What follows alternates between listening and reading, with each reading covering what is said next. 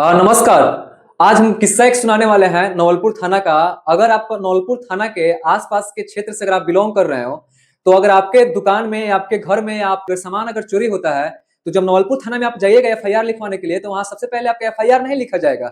वहाँ सबसे पहले एफआईआर लिखने के लिए आपसे कहेंगे कि बबुआ कुछ तनी मुद्रा दिया तबे और कामुआ आगे प्रक्रिया में बढ़े। विगत कुछ दिनों से नवलपुर में बहुत ही चोरी की समस्या सामने आ रही है। आए दिन दुकानों में चोरी हो जा रही है। अपना दिन भर दुकान चला के रात को दुकान लॉक करके और आप अपने घर जाते हैं, और जब फिर अगला दिन जब सुबह जब दुकान खोलने के लिए आते हैं, तो वहां पे उनको खाली हाथ मिलता है। ताला टूटा हुआ, सामान जत्र तत्र बिखरा हुआ, और उस दुकान में जो रुपया पैसा पहले से रखा गया है वो सारा सामान गुम हो जाता है।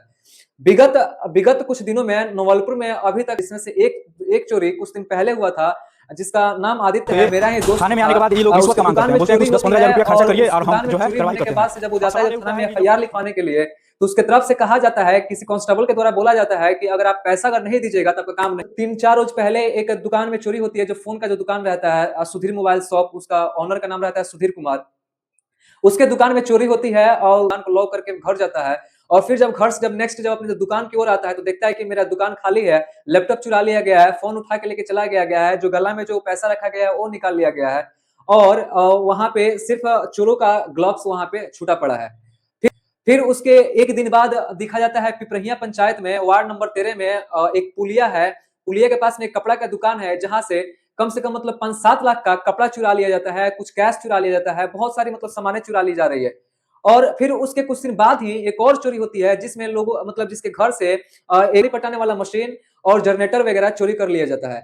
और जब ये तमाम लोग जब कभी अगर नवलपुर थाना में अगर जाते अगर एफआईआर करवाने, तो दो ऐसे हैं ओनर हैं, जो खुद एलिगेंस लगा रहे हैं थाना के ऊपर कि कांस्टेबल हमसे रुपया मांगा जा रहा है। नवलपुर थाना के जो एसओचओ सर और जो वहाँ के जो भी सीनियर सर हैं लोग, हम लोग से विनम्र निवेदन करना चाह रहे हैं कि जो भी कांस्टेबल है, अगर मानिए अगर किसी के दुकान में अगर चोरी होता है सर, तो चोरी का दर्द है, जिसका सामान चोरी होता है वही बता सकता है। दुकान में या फिर आपके घर में चोरी होता है, आपका सामान चोरी होता है, और आप जब जाइएगा जब थाना में, तो वहां पे आपसे पैसा मांगा जाएगा।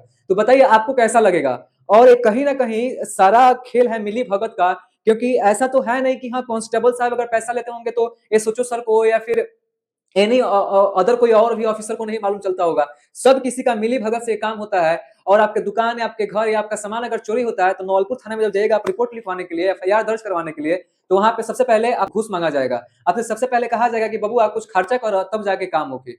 अब बताइए ये सब चीज कहाँ तक सही है, और आप लोग का इस चीज को लेके क्या सोचना है? और नवलपुर थाना के एसओचओ सर से मेरा विनम्र निवेदन है कि सर, एक बार आप अपने पूरे टीम को एक्टिव कीजिए, जिससे कि नवलपुर के आसपास के जितने भी क्षेत्र हैं, जितने लोग आम जनता जो तकलीफें जो आए दिन जो चोरियां होती जा रही है, इससे काफी लोगों में दुख है, और सभी कोई इस चीज को लेके कहीं ना कहीं डर के जी रहा है। तो मेरा विनम्र निवेदन है कि इस चीज को लेकर थोड़ा कंट्रोल कीजिए सर। वीडियो अगर अच्छा लगे तो एक बार कमेंट बॉक्स में कमेंट करके जरूर बताइएगा। जय चंपारण, जय बिहार।